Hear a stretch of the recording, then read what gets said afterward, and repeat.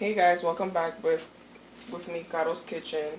Today we'll be making rice con gandules, or yellow rice with pigeon peas, or other people call it red rice or orange rice. And this is all the stuff you're gonna need. You're gonna need adobo, bay leaves, whole bay leaves, Goya sauce, a whole can, the pigeon peas, of course, the water taken out. A lot of people like to use the water. I don't like to use the water because I feel like it makes the rice taste kind of bitter. 2 packets of sazon to help make it come out red or yellow, however is your preference. Our special sauce, our signature sauce, our Hispanic sauce, our sofrito, homemade. Enough oil to cover the whole pan. Enough the same amount of water as the same amount of rice. Remember, if you use too little rice, the rice is gonna come out like sushi rice or like clay. And if you put too less water, it's gonna come out too hard, like chalky. So you want it to come out perfect. Always use the same amount of rice, same amount of water, especially when you're using short grain. And that in this case, that's what we're gonna use. And of course, you're gonna need your pot, a large enough spoon, and the lid. So let's get started. First, you're going to place your pot in high heat. You're going to grab your oil and you're going to put it inside, making sure that the bottom of the pot is covered up. Remembering always that we started off like we were making white rice, except that we're adding all the seasonings before we add the rice. Now that that's on, you grab your sofrito, which is this, and you put it in there. If you don't have sofrito, you add pepper, onions, stuff like that. This is already blended in, so it's still the same thing except that it's grinded up and you don't have the pieces inside there.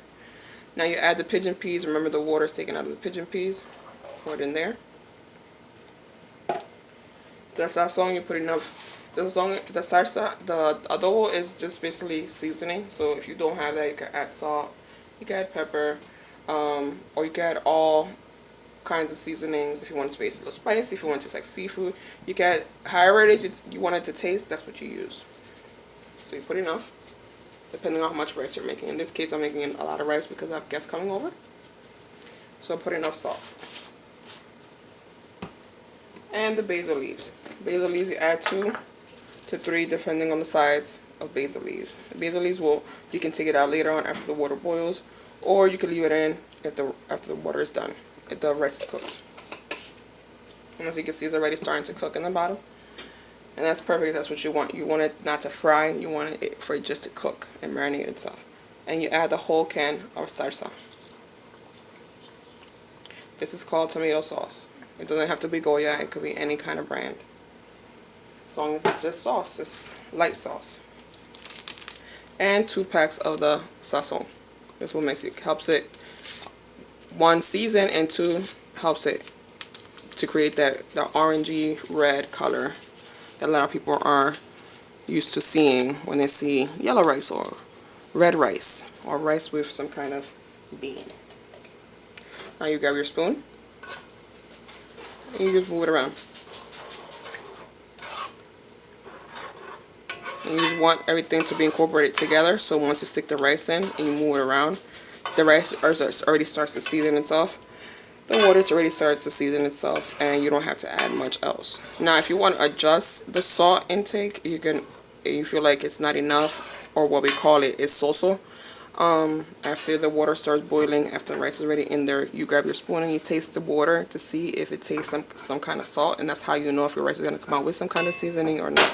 If it doesn't, you can still add a little bit of salt. You don't have to add adobo.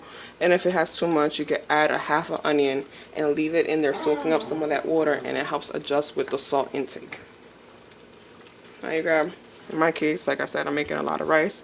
So now, because you see it's already incorporating and starting to bubble, that's the beautiful color the rice is going to come on in. You pour it all in there.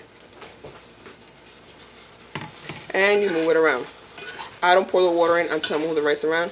I like my rice a little bit sticky. I like my rice to kind of fry a little bit. But in this case, it's not going to fry. It's going to just glossy fry. And you move it around completely until you have that beautiful color incorporated into your rice. All around. Move from the bottom up, bottom up, bottom up. All sides.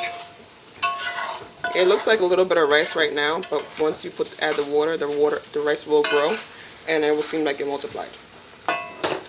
And now we add the same amount of water that we added of the rice. It could be tap water. If you want to boil water, if you want to use gallon water, it's completely up to you.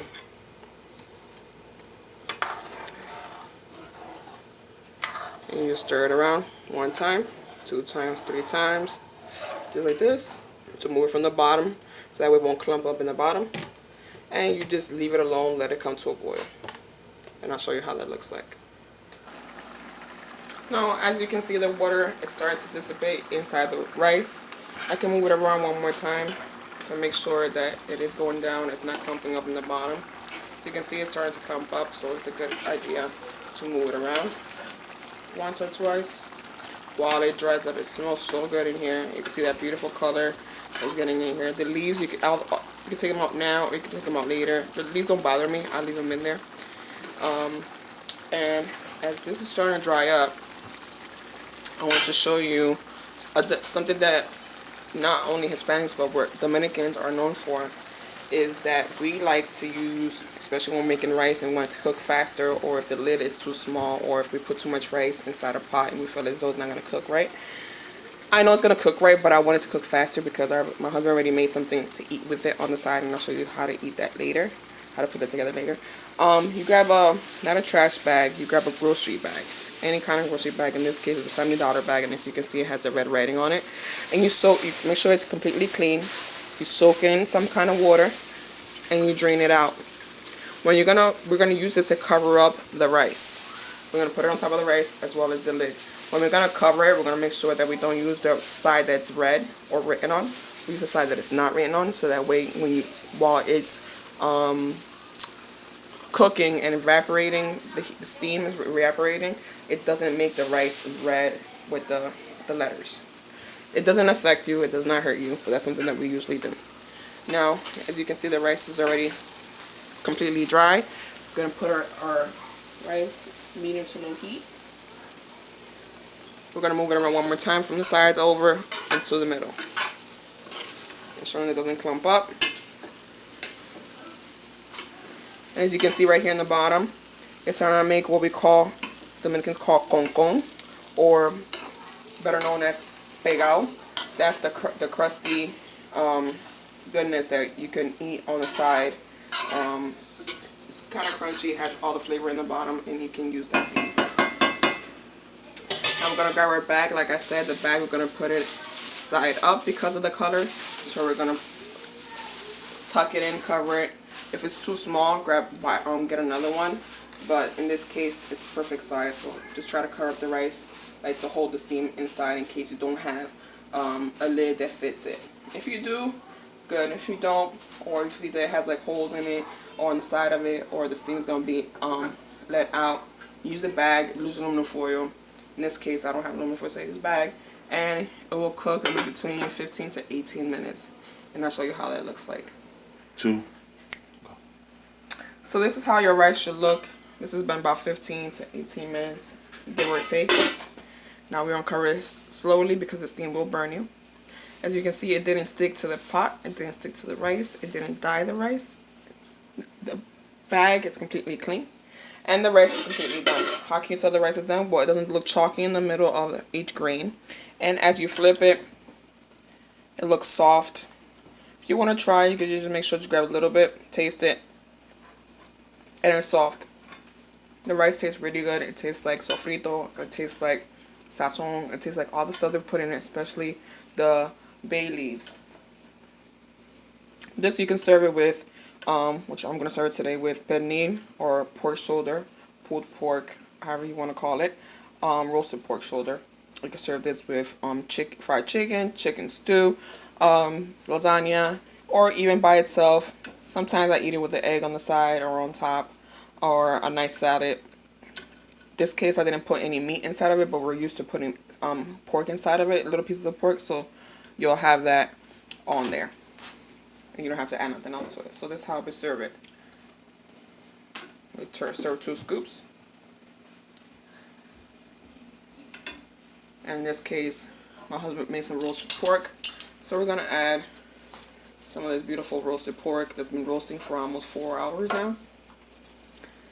I'm going to add a nice few pieces on there. And that's how you eat it. Thank you guys.